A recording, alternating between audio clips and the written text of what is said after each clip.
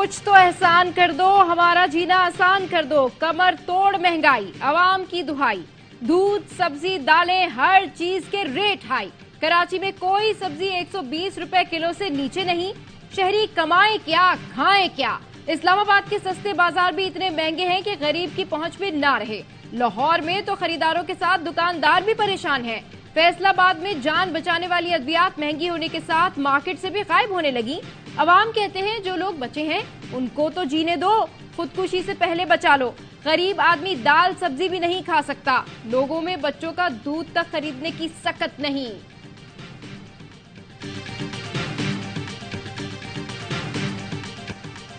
आगे आगे पेट्रोल, पीछे पीछे चीनी। मुल्क के मुख्तलिफ शहरों में चीनी की डबल सेंचुरी। लाहौर में चीनी नायाब हो गई। कोयटा में चीनी फी किलो 220 रुपए हो गई। जखीरा अंदोजों और मुनाफाखोरों की चांदी। कराची समेत दीगर शहरों में भी चीनी की कीमत में इजाफा। 180 से 200 रुपए फी किलो फरोख्त। एक हफ्ते में चीनी की कीमत में 18 रुपए फी किलो इजाफा हुआ।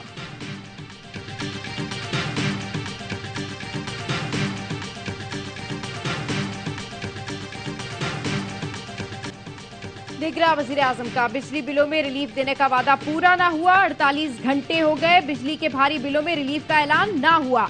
बिजली के भारी बिलों से परेशान अवाम का शहर शहर एहतजाज जारी। अटक में हाजी शाह के मुकाम पर मुजाहिरा। पेशावर, इस्लामाबाद शाहरा पर गाड़ियों की कतारें लग गई। मुजफ्फराबाद में भी लोग सड़कों पर निकले, बिजली के बिलों में कमी का मुतालबा किया। पेशावर में एहतजाज करने पर जमात इस्लामी के कारकुनों के खिलाफ मुकदमा दर्ज। कार्य सरकार में मुदाखलत और सड़क बंद करने की दफाक शामिल।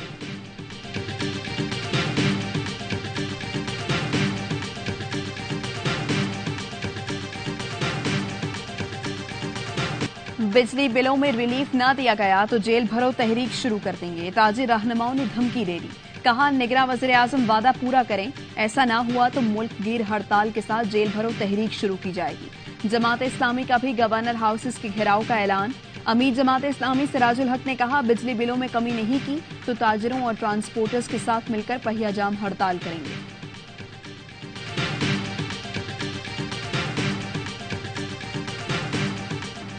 18वीं तरमीम के बाद इदारे सूबों के हत्थे चढ़ गए। पीपी ने 15 साल में यहां घुटन और गंदगी दी है। खालिद मकबूल सिद्दीकी का पीपी पर वार। कहा कराची के इंतजामात उनके हाथ में चले गए जिनका इस शहर से कोई ताल्लुक ही नहीं। कोई दारुल खिलाफा इतना बदकिस्मत नहीं कि इसका वज़ीर आला उसको अपने खिलाफ समझता हो, उसका दुश्मन हो, तरक्की के रास्ते रोकता हो। बोले हिजरत हमारे सर का ताज है, कोई दाग नहीं। एहसान फरामोशी पीपी की तारीफ है। एमकेएम कराची की आवाम पर आमिरों का नाजिल करदा अजाब था। जियाले सेनेटर वकार मेहदी का खालिद मकबूल सिद्दीकी को जवाब। कहा 18वीं तरमीम का मुत्तहिदा को भी रंज है। कराची के शहरियों ने तवील मुद्दत के बाद सुकून का सांस लिया। उर्दू बोलने वाले अब किसी के झांसे में नहीं आएंगे। गिरगिट की तरह रंग बदलने वाली मुत्तहिदा की सियासत दिवालिया हो चुकी है।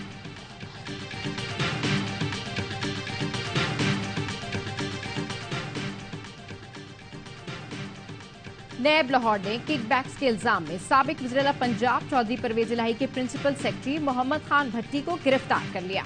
मोहम्मद खान भट्टी पर तामीराती ठेकों में 1 अरब रुपए करप्शन का इल्जाम है। मुलजिम पर गैर कानूनी भर्तियों और इख्तियारात के नाजायज इस्तेमाल का केस भी चल रहा है।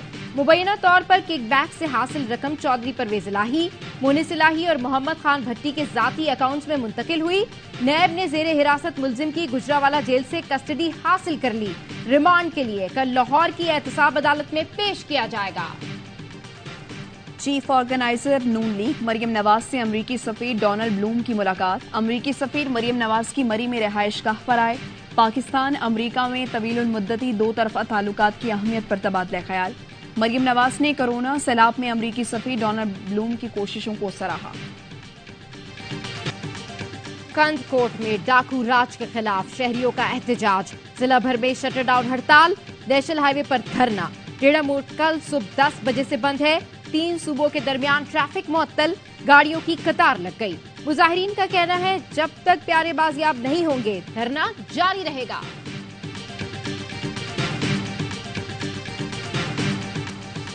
कराची और अंदरूनी सिंध बड़ी कार्रवाइयां करने जा रहे हैं। घोटकी, कश्मोर, जैकबाबाद और कंदकोट में ऑपरेशन की तैयारी मुकम्मल कर ली। आज या कल नए अफसरान आएंगे जिसके बाद ऑपरेशन शुरू होगा।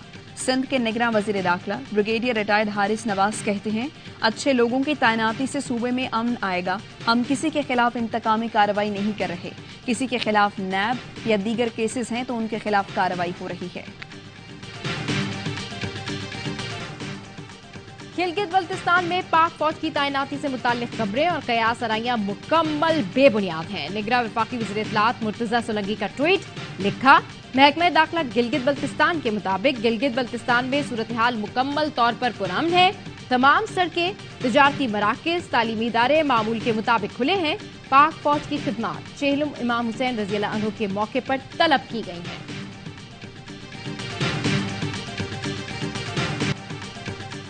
मुस्लिम लीग नून की रहनुमा अज़मा बुखारी आदाब से आई। सहाफ़ी अतहर मतीन की डकैती मज़ाहिमत में शहादत को जायदाद का तनाज़ा करार दे दिया। कत्ल का इल्जाम उन्हीं के भाई तारिक मतीन पर लगा दिया। तारिक मतीन ने एक सवालिया ट्वीट किया, रेमंड डेविस का वकील कौन था? अज़मा बुखारी ने लिखा, वकील होना शर्मनाक है या जायदाद के लिए भाई को कत्ल कराना? सहाफ़ी अतहर मतीन को 18 फरवरी 2022 को कराची में डकैती मज़ाहिमत पर शहीद किया गया था। वाक़े की सीसीटीवी भी मौजूद है। अतहर मतीन का कातिल भी पुलिस मुकाबले में मारा जा चुका। ऐसा इल्जाम लगाना शर्मनाक है। उज़मा बुखारी को लीगल नोटिस भेजूंगा। अतहर मतीन के भाई तारिक मतीन की ARY न्यूज से गुफ्तगू, कहा, मैंने उज़मा बुखारी को तो सवाल ही नहीं किया था। उनकी जमात के पास दलील है ना कारकर्दगी। सदर PFUJ अफजल भट्ट बोले, सियासी जमातों को अपने गालम गलोच ब्रिगेड खत्म करने चाहिए। रहनुमा PFUJ लाला असद पठान ने कहा, अतहर मतीन शहरी की मदद के दौरान शहीद हुए थे। साबिक secretary Karachi press club Rizwan Bhatti ने कहा, कुछ सियासी रहनुमा अपनी गलतियां ठीक करने के बजाय गलत रास्ते पर चल निकले हैं।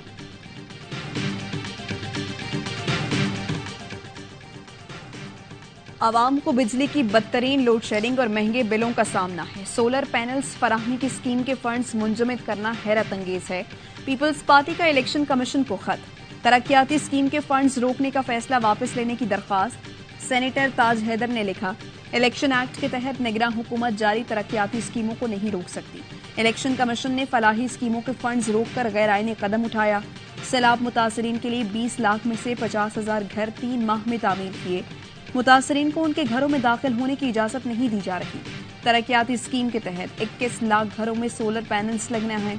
आईनी मुबाहिसे से हटकर तरक्याती स्कीमों का इंसानी पहलू भी होता है।